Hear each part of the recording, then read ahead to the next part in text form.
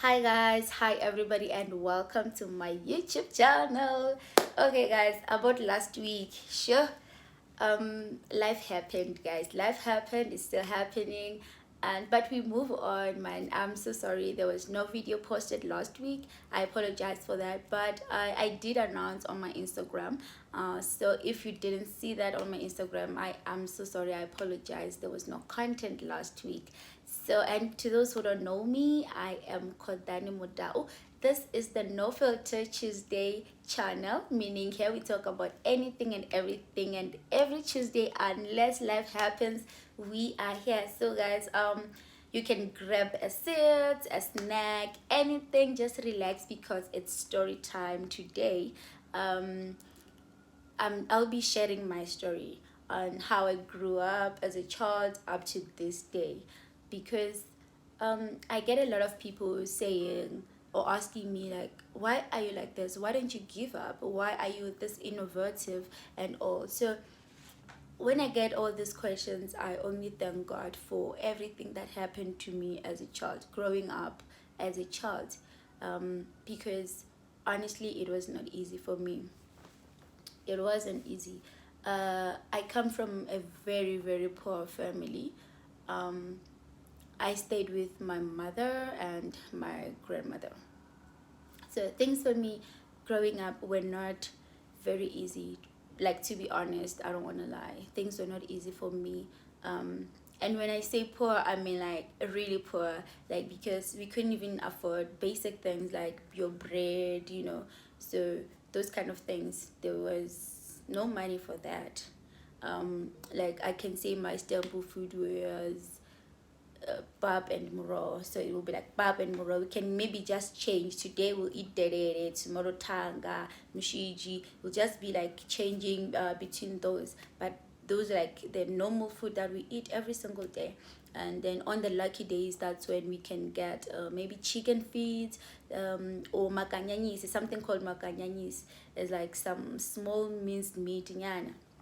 So my mom would come back with those, and that would be like the happy day, like finally, you know. So that's how we survived as a family. Um, and then because I think my mom was working, then there would be like my grandmother's grant, but I think they were like saving up to build a house because we were staying in like one Randoville, we're sharing that Randoville. So, and then I think the rest of the money would go to some burial policy or society, you know, those kind of things. Because as black people, you know, like no matter how you lived or you struggled, you always need, when you die, like should I die, you want this dignified funeral, like somehow, I don't know, but I think it's a black thing. So yeah, and then the rest would just maybe do like some basic things like buying maize meal, oil, and all these kind of things. But then I've seen God to be God. I've seen him to be the provider that he is in my family. I don't remember maybe going to like sleep hungry, going to bed hungry. I don't remember that. They were eating those kind of things, like the normal things or the simple things, but I've seen him to be the provider that he is in my family. And but I remember this other day, my mother, she went to do laundry at this other family, like because we didn't have water, so we just need to travel like long distance to get water. So she was doing laundry, and the kid there, in that family was my classmate. Then he asked my mother like, why do you allow Kodani to come to school with these shoes? And like it was those the mentaswin shoes, I don't know, like the now I think they transformed them to Tomi, like, you know, those shoes. Then there was no Tomi, it was mentaswin. You could, it was like not acceptable for a child to go to school with those, like those were my school shoes. And when my mother came back that day, she said to me, I'm gonna buy you shoes, school shoes. And I didn't ask a lot. I'm like, okay, school shoes. Finally, and the next morning she came back with fake bacania, but it looked proper for me. That's when I had my first school shoes. I was doing grade 3, if I remember very well.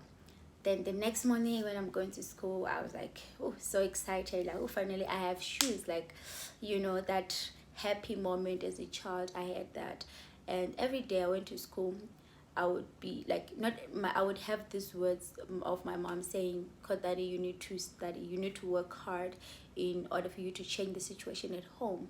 Um, you don't want to end up like me. My mother didn't go to school at all, so she would always encourage me to study very hard. And every day I would carry those words in my mind, like, um, I need to study, I need to focus in my studies, I need to be this good child, because of whatever that is happening at home. It's tiring, it's not good as a child.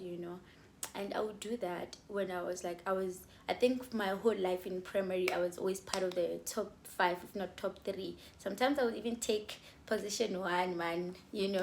And because I knew that, I need to study, I need to change the situation at home. I always had that in my mind, because we're struggling and all that. And I was like in a lot of things, excelling academically. And teachers in school, if you are doing well in class, they think you can dance, you can sing. They always bring the smart kids to do everything. So I was like that kid, growing up, like Sarafina, Special Star, whatnot, reading clubs, drama, and all this thing. I was always part of those things, but mostly I was like excelling my books. And I think I excelled more because there was like less distraction at home, because it was me going to school, coming home, and like there was no TV. Maybe others are watching cartoons and I'll be studying. When others are watching Generations or Mubango or whatever that played back in the days, I would be doing my homeworks. So there was just no distraction, like a lot of distraction. So that's why it helped me a lot to focus on my schoolwork. And that, like, I was pausing. Then from I think from grade R to somewhere grade 5, I didn't carry anything to school, because there was just nothing to carry. There was like nothing. So I just thank God for like the feeding scheme in schools. I would just like, those were like my food in during breaks. And then when I was in grade 6, 7, that's when I started carrying things, like going to school with a lunchbox, nyana day, because I think things were like starting to change at home. I don't know if my mother got an increase or what, but yeah, then I could like carry some things to school. And like kids, they have this like maybe a group, yeah, and maybe we're 7 or 5 sharing scafting during break and all that. So I had that group as well. And I remember the other time we were eating, I had eggs and pap as my scafting. So others were having my Vienna, my cheese, what, polony, all these kind of nice things. But I just carried that. And so we were busy eating there. I think we started with someone else's scafting, and then we ate. Then next we eat. And then when it comes to mine, because it was eggs and pap that day, somebody like my friend, she ate that granulated salt, like the majoro salt. Where am I even using the geological English? The majoro, either there's the soft salt and that other one, the majoro one. So I think she just crunched it, like it was like very big, and then she just showed everybody, and they loved, like they loved so hard. That's the day I decided, you know what, I'm done. Like, I'm done. I'm not gonna share my scripting ever again. Like, so it was like that thing really affected me. I think after that I didn't have a lot of friends, because for me, I'm like, these are my friends. Why would they laugh about something like that? It's not my fault that at home we don't have that soft salt or aromats or anything. But from that day I stopped sharing my food, and I was more careful. Even though when I was like eating alone, I was like more careful when I'm preparing eggs. I would, because still we didn't have salt, that soft salt. I would just choose like the soft, yeah, or small granules to do my ex, then I stopped having friends. Like I had sorry, I had few friends, like very very few friends. I was like so selective who to be close to me and all that, because families are not the same. And okay, I have something, guys, I don't know. And I just didn't want to bother my mom, like asking my mom, like, you need to buy the salt, you need to what. I didn't want to do that, because for me, I've seen that my mom is doing her best. She's doing her best for me to survive, for me to go to school and all that. And then I think towards the end of the year, before we write exams, when I was in grade 7, there was something in my eye, and it needed like the medical thing. So why I'm sorry, guys, I don't know, maybe I'm speaking fast, but I don't know. So I went to the hospital and I had an operation. So I stayed there for like a week. When I came back to school, there were like rumors that okay, she's having cat eyes. Like I think they said they were saying my other eye like they changed now, I cannot see, I'm using cat eyes and all that. That thing really really hurt. And then I didn't know about bullying and all that, because I thought like bullying is like psh, psh, psh. But then just to think of it now, I was bullied as a child. Like my classmate would be like saying that I have like cat eye and all that. But still, I had spectacles, you know. I didn't like spectacles, so sometimes I would just take them off. This other time, I was just sitting in class, and this other teacher came to me saying, like, she was even saying that out loud, not personally to me. Like, she was just sitting there marking the scripts, and she said, where are your glasses? You will be blind here, and you won't be seeing us anymore. That day I cried, not in class, even on my bad days. I don't cry in front of people. I always find my own spot where I would like express myself, because for me crying really really helps. That day I remember what she said, because I think I could take the classmates saying all these things, that I have cat eyes and all that, but when it was coming from a teacher, it's somebody who's older. She was like a mother to me. I remember crying so hard, like, why would she say that? This is my teacher. But then I don't remember saying that to my mother as well, because I knew it was just gonna crush her and all that. I remember the time she said that, people loved in my class, even my friends, they loved.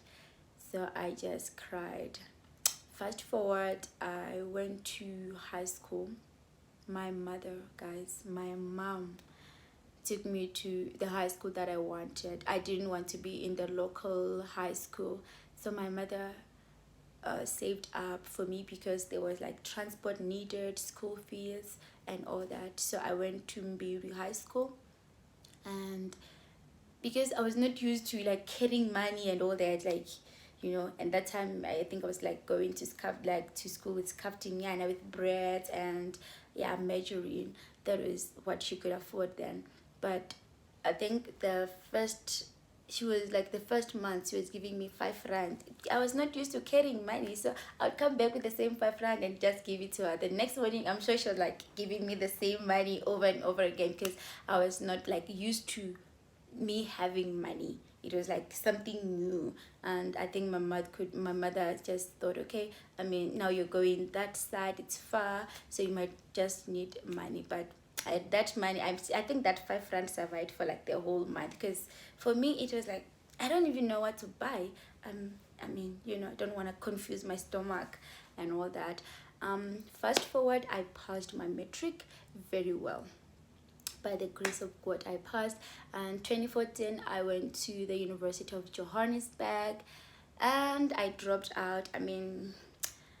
The drawing course or the drawing model did the thing, so I dropped out. I decided this thing is not working for me. I dropped out.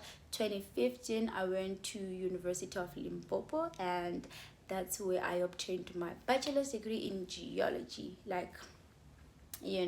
But still, there, like by the academic side, it was not easy. It was not easy for me to obtain that. But yeah, by the grace of God, I graduated there. And yeah, so 2019, I was more focused on my business because I was like busy applying for jobs and nothing was just coming, nothing was coming. So I was like, okay, let me just, focus on my business more. But still, I was applying for a job because I needed money. And somebody told me about these teaching jobs in China, that they're looking for people. You just need to have a degree and do some online thing and whatnot. So I was like so interested in it because honestly I needed a job. So I applied. Sorry, my mother helped me applied. I mean, because they needed money for other things, like there was just money, a lot of money requested or required. So I did that. I applied for those things, and I think somewhere November, I'm not sure, but somewhere to like the end of 2019, I had a contract, a job contract for a teaching job. The money there was like very good for somebody who never worked before. It was like, wow, this is the money that I want. It's amazing. And then I went home because 2019 I was still staying in TIFF, yeah, focusing on Cochlear, the photography and the modeling agency. So I went home December. Then I told my mom, like, I got the contract, I got the job contract. And she said, we need to pray. Okay, what are we praying for? Because we've been praying for a job. Now I got a job, so what are you talking about? And I remember, I think December, the whole December, not the whole of it, I think 2 weeks December, she said, we need to do a fasting. We need to be fasting and praying. And I said, okay, for what? She said, for this China job. Okay, fine. And then we spent the 2 weeks praying for it. And after the 2 weeks, she said, now we have prayed, let's wait for God to show us direction. Okay, like I was like, okay, a bit confused. Why is he saying all that? I mean, I got a job. I mean, so now I just need to organize my things and buy the flight ticket. And then there was another offer, like an internship in Centurion. The same time I got the China job, there was another offer in Centurion. I was going to be a geology intern there. And my mother, with that one, she never said let's pray. She said, okay, I'm happy that you got something. And for me, I thought she's being selfish. Maybe she just doesn't want me to, to go far from her, because China is far. So if I'm in Centurion, I can like go back anytime and she would see me. So I think she's just doing that for like her selfish reasons, or what. Like I got so angry, honestly. Like, why is she doing that? And I didn't like the Centurion thing, though it was like academic wise or career wise, it was gonna upgrade my my things, and I would be close to home, something like that. But the money, sure, it was not even quarter of that. It was like very, very little. And Mina, my mind was like, Wuhan, we are, you know. And okay, so with that one, I didn't even want to entertain that. Then before I could even go to Centurion, because I was supposed to go to China February 2020. Then before I could go, COVID happened. And we both know like how it started, how scary it was, how many people died there due to COVID and all that. It was just so scary. It was like all over the news. And when I look back, that's when I thought, you know what, God knows my future. I was like convinced that God knows my future. And the thing is, many times God is going to say no to other things, to some things, or to a lot of things. He's going to say no, maybe to a friendship, to a relationship, to a job position, to an upgrade, because God knows the future. Like he's been there. The thing is, God has seen what we haven't seen. He knows our future. So guys, we don't need to be maybe rushing things or fast forwarding. If somebody shows that, okay, you know what, you are not good for me, or I'm not good for you, stop manipulating people. Sometimes it's God speaking to us. Like, we hear about a lot of divorces, a lot of depression at work, mental breakdowns, all these things because we don't listen to God. I prayed with my mother. We prayed, and I think somehow God didn't use me because I was praying with the closed ears. I didn't want to hear anything. My mind was there in China, Wuhan, or wherever. I don't know. My mind was there, but then God used my mother because I think she was praying with an open mind that, God, this is what I want, or this is what my daughter wants. But whatever you decide, it's okay. It's okay. But so, guys, I think we don't need to be rushing things or manipulating things. We just need to listen to God. Have that spiritual ear, or the universe, or the gods, whatever you believe in. Just listen. Just give time to it, because God speaks, guys. God speaks. And I'm grateful. When I look back into my life, I'm grateful for everything that happened. I can't say, no, I shouldn't have went through what I went through. But everything that I went through resulted to this person. And I'm grateful, honestly. A lot of things has changed at home. I can't say now I'm very poor or anything. A lot of things has changed. I've seen God in my family. Right now, I'm not employed.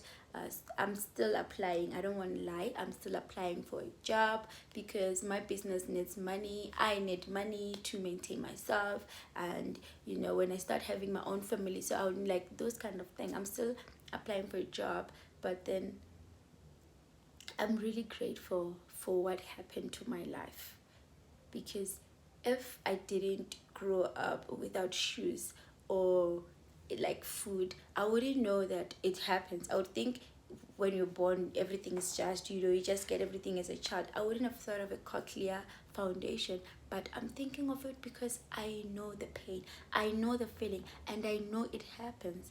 So I've become more considerate and this innovative person that I am now or today because of what happened to my life. And now when a lot of people asking me like, what do you do in life, like what are you doing, my best answer every time is that I'm doing my best, because I think I'm doing everything I can, to be where I want to be. And every time I've learned that every decision that I'm making, I need to pray to God. What happened to me with the China thing, it taught me to pray and to rely on God and to know that, what, God will never mislead you. Because the Bible said, when God was talking to Jeremiah, that Jeremiah, I know the plans I have for you. So I think we need to have that in our minds, that what, God has, like, God knows the plans. So sometimes when he says no, it's a no. Like, let's just take it as a no. Don't try to be like Mara, when he says no, he knows why he's saying no. He has seen what you haven't seen. He knows what you don't know. So guys, let's not try to be manipulative. I don't want to start preaching, but with today's video, I just wanted to share my story so that, guys, you can understand the person I am, or what motivates me, or what drives me every single day when I wake up. It's my background, my family background, how I grew up. I think that's what I'm going to share for today's video, guys. I hope you enjoyed the video. On the comment down below, on the comment section, just comment or write anything related to this video. Don't forget to share, and if you haven't subscribed, please do subscribe. We gonna meet again next week, Tuesday. That's if life is still on the right side. But yeah, guys, this is just my story, and I just thought it's worth sharing in my channel. So yep, guys, I love you all. Hashtag, oh, this is not the hashtag. How's the hashtag? Jeez. Okay, whatever. No filter Tuesdays with Kotani Mudao. So guys,